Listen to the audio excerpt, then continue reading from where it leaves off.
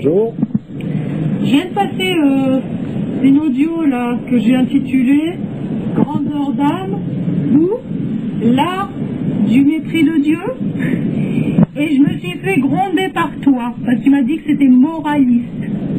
Bien sûr. Et c'est vrai que ça m'a totalement échappé. Alors, si tu veux mettre un titre comme ça, il faut spécifier quand même, alors il faut aller plus loin que ça. Stéphanus, s'il a fait ce genre d'art-là, qu'est-ce qui lui arrive? Il est amoureux, il est entouré d'une très charmante jeune fille qui a toutes les qualités, et il est enivré par une vague d'amour en fond de lui-même. Mais simplement, c'est un amour humain. Donc, son art s'en ressent inévitablement. Alors, il s'agit bel et bien, effectivement, là, d'art profane, c'est vrai, mais mépris de Dieu, ça pourrait se justifier qu'à partir du moment où on estimerait que Stéphanus, étant dans cet état, se retrouve être le jouet du diable qui, lui, méprise Dieu. Mais c'est pas Stéphanus qui le méprise. Tu comprends? Ben, je m'en vais de ce pas changer le titre et l'appeler art profane. Voilà, tout à fait, c'est quelque chose qui va beaucoup mieux, parce qu'autrement, tu vois, le côté moraliste de ces choses, c'est que Stéphanus, et qu'est-ce qu'il a fait? Est-ce qu'il a une grande d'âme, ou bien est-ce qu'il a méprisé Dieu? Non, lui, il n'a rien fait de tout ça. Voilà. Oui, en effet. Voilà. Et tu vois, ça m'a totalement échappé, ça. Oui, bah, c'est l'habitude aussi tu vois, le côtoiement qui peut arriver parmi des personnages qui utilisent ce genre de terminologie, qui pour moi est totalement arbitraire. Alors évidemment, ça peut échapper, c'est sûr, mais faut rectifier, puis voilà, quoi. Alors, ce qui est intéressant, j'ai essayé de retrouver le passage, c'est que plus loin dans le livre, il y a le moine qui lui apprend à réaliser cette œuvre de manière sacrée. Voilà. Alors, j'aimerais bien que tu retrouves ça et que tu l'expliques, parce qu'alors là, on arrive dans une position, c'est là où on pourra voir la différence qu'il y a. On en a déjà parlé dans d'autres situations, en parlant de bande dessinée, de livres pour enfants, la différence fondamentale qu'il y a entre la stylisation et la caricature. Voilà, absolument. Parce que le fait de faire une belle femme dans le sens d'une Vénus, c'est par rapport à l'art sacré quelque chose qui rentre dans le domaine de la caricature. Alors, évidemment, on peut pousser plus loin le bouchon, et je veux dire, c'est qu'on fait apparaître déjà là, au lieu de faire apparaître le côté divin, de ce que peut représenter la femme, dans son essence, on fait apparaître le côté, la chair, c'est-à-dire l'essence. Tout à fait. Donc, c'est déjà en soi-même, par rapport à l'art sacré, c'est déjà de la caricature. La stylisation, elle est là pour faire apparaître ce qui transcende en quelque sorte cet art dans son essence. Ce qui veut dire que c'est pas exprimable par une forme charnue ou charnelle, mais c'est exprimable par des mots, par des positions, de manière à percer en quelque sorte le voile, qui va t'amener dans les états supérieurs. D'accord. Voilà.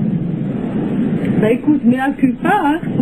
Oui, c'est une chose qui arrive, c'est-à-dire on est entouré de choses moralistes qui sont constamment là et qui est là, donc tout ça peut nous échapper, mais il faut faire très attention parce que c'est justement ce qui a détruit une multitude de choses. C'est lui-même, on peut dire qu'il s'en parle, c'est son langage à lui. Oui. Voilà. D'accord. Et Stéphanus, d'ailleurs, tu l'expliqueras le passage mieux que je vais pouvoir le dire. Et Stéphanus, il a eu la chance de tomber sur ce prieur qui, lui, a pu l'instruire de manière à le mettre dans l'état. C'est une instruction qui correspond à un état. Le prieur est un maître, Et il a repéré en Stéphanus la capacité de pouvoir faire des choses conformément à l'art sacré, et il s'est donné la peine de l'instruire en la matière, et il en est arrivé au résultat voulu. Oui. Et ça, je dirais que ça sera intéressant de le mettre en évidence. Oui, je comprends en fait le côté moraliste, c'est que en fait un être humain il a été fabriqué faible, créé faible, et donc on ne doit pas s'en vouloir de cela. Par contre, on a un travail à faire pour échapper à cela.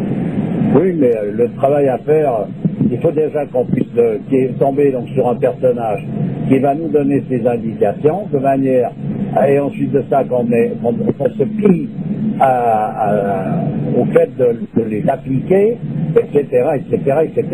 Mais je veux dire, ce langage-là, c'est toujours un langage qui laisse aucune place à quelque chose de normal, c'est moraliste, dans le sens que c'est il faut pas, c'est bien, c'est mal, mais c'est quelque chose qui n'est pas jouable, hein. Ça va pas du tout, d'ailleurs, tu t'en rends bien compte, à partir du moment où j'ai mis le doigt dessus, que t'as bien vu de Ah bah tout de suite. Ben voilà, donc c'est ça, donc je te dis que ça échappe, c'est clair, il y a des tas de choses qui échappent à tout le monde, puisqu'il y en a même qui ont échappé à des personnages d'une dimension qui est au-dessus de tout soupçon, tel que le prophète, qui a tout d'un coup eu des paroles qui lui ont été dictées en quelque sorte par le démon. Oui, tout à fait. Alors, voilà, mais il faut toujours bien faire des corrections au moment où on s'en aperçoit, parce qu'attends, c'est pas possible. Hein. Et donc tu parlais de stylisation dans l'art. La stylisation aussi, c'est une manière de faire ressortir plutôt le beau que le laid. Bon, non, c'est pas plutôt. Il n'y a pas de place pour la laideur dans la stylisation. Il n'y a pas de place pour la laideur. Il peut y avoir dans la stylisation quelque chose de terrible, de puissant, il peut y avoir des choses qui impressionnent, c'est possible, mais c'est jamais de la laideur. Alors que pour la caricature, c'est le contraire. C'est la laideur, on met le doigt sur la laideur et on accentue cela. Alors voilà, tout à fait. La caricature, c'est ça l'art du diable en quelque sorte. Et alors, quand on parle de beauté du diable, l'art du diable, c'est aussi tu vois, par exemple, dans Walt Disney, quand on représente Blanche-Neige, toute mignonne, le teint immaculé, etc., c'est aussi une façon aussi comment dire, Une caricature. c'est aussi une caricature, voilà. Bien sûr, c'est une caricature. Parce que pour voir la caricature, il faut aller pencher sur le symbolisme qui correspond à Blanche-Neige, qui représente cette pureté, en quelque sorte. Ces 7 mains qui sont les différents états, les 7 yeux, etc. Il faut rentrer dans toute l'explication qui correspond et la compréhension des explications qui peuvent correspondre à la symbolique, qu'on s'aperçoit que ils ont fait une Blanche-Neige avec 7 nages, c'est un machin qui est purement sentimentaliste, c'est-à-dire donc caricatural. Voilà, mais ma foi en déplaise aux sentimentaux, c'est pas qu'il faut pas être sentimental, c'est pas une attaque sur quelqu'un qui a du sentiment, ça n'a rien à voir, mais on ne fait pas un art sentimentaliste sans justement exprimer des états inférieurs, parce que le sentimentalisme est quelque chose de très inférieur, qui correspond en pendant au matérialisme. Matérialisme et sentimentalisme sont deux parties d'une même chose, c'est-à-dire le profane. D'accord. Voilà un peu. Alors, je me réjouis que tu nous fasses écouter la suite. Stéphanus se met dans la position et saisit les explications, non seulement les explications, mais dit ce que le moine lui transmet.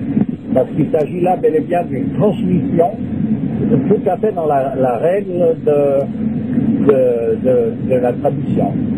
D'accord. En quelque sorte, c'est pour soi une véritable initiation. Oui. Dans son sens le plus vrai. D'accord. Ok. Voilà. Bon, on va pas rester trop longtemps parce que le sang est très mauvais, comme tu es en train de rouler. Voilà. On ne peut pas faire autrement. Alors si tu peux trouver ça, tu le fais le plus tôt possible parce que c'est vraiment quelque chose qui vaut la peine d'être écouté. D'accord. Et à bientôt pour un son meilleur. D'accord, à bientôt. Merci. Toujours été.